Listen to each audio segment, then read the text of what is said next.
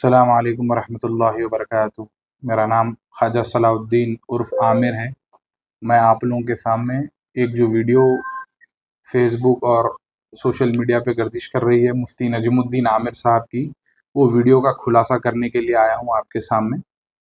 मेरा होटल का कारोबार है जिसमें मुफ्ती साहब पार्टनर थे, मुफ्ती नजमुद्दीन आमिर साहब पार्टनर थे। वो मेरे होटल के कारोबार में 30 लाख रुपए इन्वेस्ट किए थे, बाज़ाफ्ता पूरे शरायत और उसके साथ इन्वेस्ट किए थे और उसका एग्रीमेंट है जो कल मुफ्ती साहब बता रहे थे कि मैं इतने लिया उतने लिया, ये एग्रीमेंट है।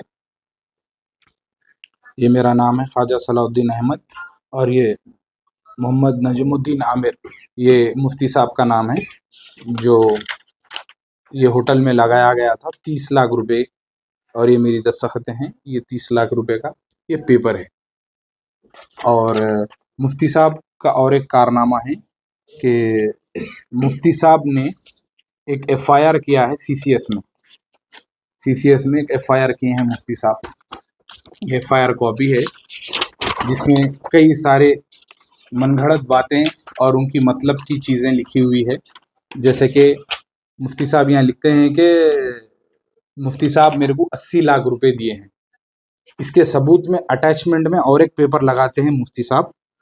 80 लाख रुपए का केस बनाए हैं सीसीएस में बना है 80 लाख का केस। अटैचमेंट में 2 पेपर लगाते हैं मुफ्ती साहब देखिए ये लगाते हैं, एक मेरा पेपर जो ख्वाजा सलाउद्दीन अहमद और मुफ्ती नजमुद्दीन आमिर के नाम पे जो एक पेपर है, ये पेपर लगाते हैं। उसके साथ में और एक पेपर अटैच करे हैं जो ऑलरेडी एफआईआर कॉपी के डिटेल्स में है कि मोहम्मद नजमुद्दीन आमिर, ये मुफ्ती साहब का नाम है, और एक ये कोई है कि मोहम्मद शेख उमर के नाम से एक एग्रीमेंट है मुफ्ती साहब का। फ़ौरन मेरे एग्रीमेंट के महीने बाद का एग्रीमेंट बना है ये। और मुफ्ती साहब मेरी होटल का नाम इस्तेमाल करते हुए 50 लाख रुपए लिए हैं इस शख्स से, शेख उमर नामी शख्स से 50 लाख रुपए लिए हैं इस एग्रीमेंट में 50 लाख रुपए लिए हैं और मेरे होटल का नाम इस्तेमाल किया गया है। और इस पेपर में मेरा कोई जिक्र नहीं है, ना ये बॉन्ड पेपर मेरा है, ना इस पेपर के अंदर मेरा नाम है, ना इसके विटनेसेस में मेरी कोई दस्तखत है, ना मेरा कोई शुमार है। मैं इस 50 लाख से अपने आप को दस्तबरदार करता हूँ। इस 50 लाख से मेरा कोई वास्ता नहीं है। ये मुफ्ती साहब जाने और ये शेख उमर जाने के ये लोग पैसे मुफ्ती साहब को दिए या नहीं दिए, या मुफ्ती साहब लेके कहीं और लगा लिए, क्या करे अल्लाह को मालूम, मुफ्ती साहब को भला, क्योंकि इसमें ना विटनेस में मैं हूं ना कहीं हूं। और सेम मेरा पेपर कॉपी पेस्ट करके 80 लाख का पेपर बना के सीसीएस में मुफ्ती साहब सीसीएस में कंप्लेंट किए। 80 लाख, ये 50 और वो 30, 80 लाख जोड़े, इसको जोड़ के सीसीएस में बहरहाल तो ऑफिसर कैसा ऑफिसर था मालूम नहीं कि क्या इन्वेस्टिगेशन किया है। और इसमें लिखते हैं मुफ्ती साहब कि टप्पा चबूतरे की होटल बंद करके तालाब कट्टे की होटल खोल लिया। ये भी सरासर गलत है, क्योंकि तालाब कट्टे की होटल पहली होटल है मेरी जो 2017 में खुली, 2017-18 में खुली है, 2017-18 के दरमियान खुली है। ये मेरा और मेरे होटल ईदी बाजार की होटल के मकानदार का एग्रीमेंट है। जो कल भी मुफ्ती साहब वीडियो में बता रहे थे कि टप्पा चबूतरे की होटल बंद करके वहां के पैसे लाके ईदी बाजार में होटल खोला, तो आप लोगों को मैं डॉक्यूमेंटेशन के साथ बता रहा हूँ, क्योंकि ये भी एक एग्रीमेंट है जो 2017-18 में, मैं 17 का पेपर है, बहरहाल 18 में ओपनिंग हुई ईदी बाजार की होटल। तो ये इल्जाम भी सरासर गलत है, क्योंकि उन्होंने इसमें बता रहे कि 80 लाख दिए मेरे को और नुकसान हो गया, मैं पैसे नहीं दे रहा हूँ और यहाँ के पैसे लेके जाके ईदी बाजार में होटल खोला हूँ। तो ये एफआईआर में तफसील लिखा हुआ है, आपको एक कॉपी दे दूंगा, आप देख लीजिए इसमें। और ये 30 लाख का पेपर और 50 लाख का पेपर अटैच करके सीसीएस में कंप्लेंट हुई। ईदी बाजार की होटल 2018 में इनाग्रेशन हुआ, ये 2018 में इनाग्रेशन हुआ, और टप्पा चबूतरे की होटल 1 जुलाई 2021 में इनाग्रेशन हुआ। उसका ये इनविटेशन कार्ड है, क्योंकि 2017-18 की दर 2021 की दर। मुफ्ती साहब का बोलना ये है कि टप्पा चबूतरे की होटल बंद करके वहां के पैसे लाके मैं ये होटल खोला, ये मुफ्ती साहब का बोलना है। सीसीएस की रिपोर्ट में भी उन्होंने पूरा यही लिखे, पूरा झूठ और पूरा वन साइडेड, ना वो लोग कभी बुलाए ना कभी और ये मुफ्ती साहब का मैं जो पेमेंट्स ऑनलाइन लिया हूँ, ये उसके पेमेंट्स की है, सो की डिटेल्स है, क्योंकि जो मुफ्ती साहब के नंबर पे डाल सका वो है, बाकी के कभी कभी दूसरे नंबर पे भी डाल देता था, लेकिन वो हिस्ट्री में नहीं है, क्योंकि ये 2 साल 2.5 साल पुराना है। ये पूरे में जो डाला हूँ सो ये उसकी हिस्ट्री है। बकिया कैश ले जाते थे, कभी उस तरफ आना होता गुजर होता तो खुसूसी आकर कैश भी ले जाते थे। और तकरीबन है तो कि मुफ्ती साहब को अच्छा खासा रकम पहुंची है। जितने दिन होटल खुली थी नुकसान से पहले, नुकसान जब शुरू हुआ होटल को तो मुफ्ती साहब का मुनाफा रुक गया। और इस दरमियान भी मुफ्ती साहब के पास कभी भी तकरीबें वगैरह होती थी, इज्तिमात होते थे या कुछ भी समात वगैरह होती तो भी अपने होटल से ही ऑर्डर जाते थे। कोई ऑर्डर 25,000 से कम का नहीं होता था। इस दरमियान में जितने वक्फे में होटल ओपन थी, मुफ्ती साहब के तकरीबन मेरे पास हिसाब है 1 लाख के ऊपर के ऑर्डर्स गए हैं। कभी उसमें हिसाब नहीं हुआ, लेकिन मतलब एक पार्टनर की हैसियत से जाते थे, उसको माइनस करते थे। तकरीबन मुफ्ती साहब को प्रॉफिट भी गया है और होटल से है सो की चीज़ें भी जाती थी। मुफ्ती साहब को तकरीबन अब जब करके 8 लाख के ऊपर पेमेंट जा चुका है। ये असल अमाउंट का है।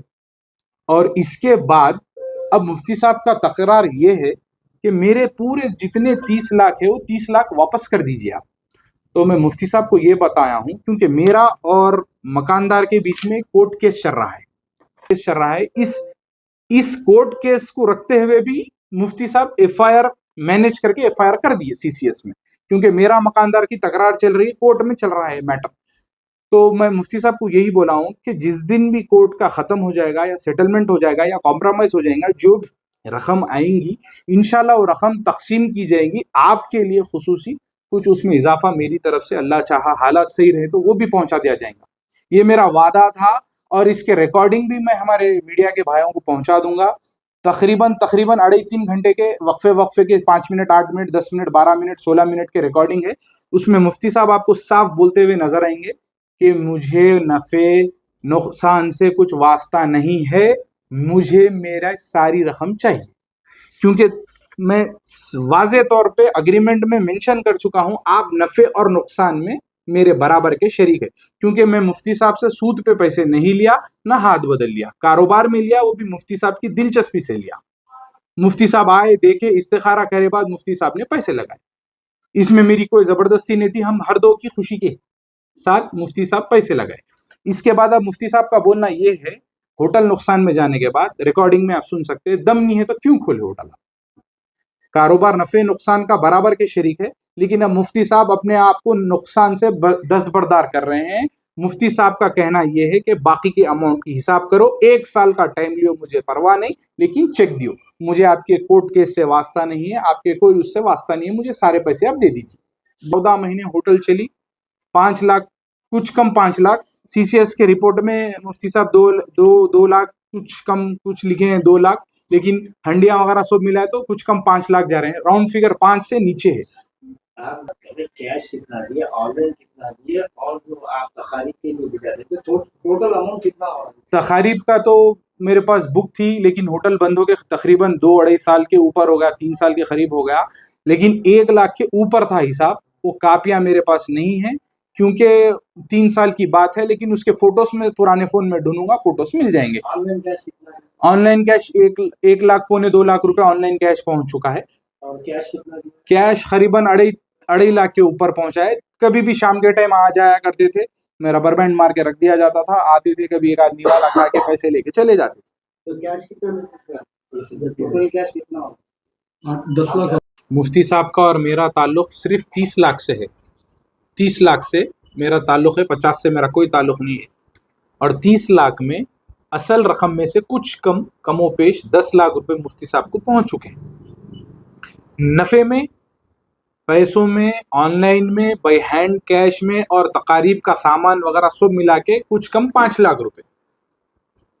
सिर्फ अब मेरा मुफ्ती साहब का जो हिसाब हो रहा है और 15 लाख का है, और 15 लाख के जो कीमत रहेंगी, जिस दिन भी मेरा और मकानदार का कोर्ट केस में जब रहेगा, तस्फिया होगा या जो भी कोर्ट ऑर्डर आएगा, वो रकम जब भी आएंगी सामने रख के अंडरस्टैंडिंग में माल जो भी पैसे बचेंगे तकसीम किए जाएंगे।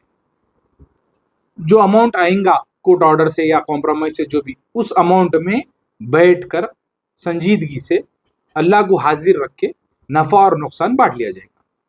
रही बात कल जो वीडियो में मुफ्ती साहब वालिद साहब का नाम और फ़ोटो लगा के जो बात करे हैं, सरासर गलत है, क्योंकि इस कारोबार में, इस सारे मामलात में वालिद साहब का कोई अमल दखल नहीं। ना वालिद साहब पैसे देते वक्त साथ थे, साहब कभी पैसे लेन देन में साथ थे। सारा कारोबार मेरा मुफ्ती साहब का चल रहा था, लेकिन ये साजिशी तौर पे वालिद साहब का नाम उछाला गया है, क्योंकि 8-15 दिन से मुफ्ती साहब एक शख्स को भेज रहे थे बातचीत करके, कॉम्प्रोमाइज़ के लिए और मज़ीद जो भी रकमें दे के वाइंड अप करने के लिए MOU बना के। तो उसमें आखिरी वक्त ये बोला गया कि आपकी इज्जत हरासा की जाएगी। तो मैं इस बात को ज़्यादा मुतवज्जे ना करते हुए 8 दिन से इस चीज़ पे जोर दिया जा रहा था कि कोर्ट केस मज़ीद ख़त्म कर लिया जाएगा, कॉम्प्रोमाइज़ कर लिया जाएगा, बहरहाल कोर्ट से ख़त्म हो जाएगा केस, आप आइए एक MOU साइन करके चेक्स दे दीजिए 1 साल बाद के पोस्ट डेटेड। मैं उन्हें बार बार यही बता रहा था जो आ रहे थे घर पे बात करने के लिए कि भाई जब कोर्ट में ख़त्म होगा, जब ही अपना काम फैसला हम कोई मुद्दे पे आके बात कर सकते हैं। और मुफ्ती साहब 2-4 लोगों को वक्तन फ़वक्तन घर पे ला रहे थे, और आते आते हालात तो ये हो गए थे कि आकर खटके मारना और रफ अंदाज में बात करके जाना, क्योंकि इनकी कंप्लेंट ऑलरेडी IS सदन पुलिस स्टेशन में मैं एक बार कर चुका था, जब से थोड़ा कम हो गया था।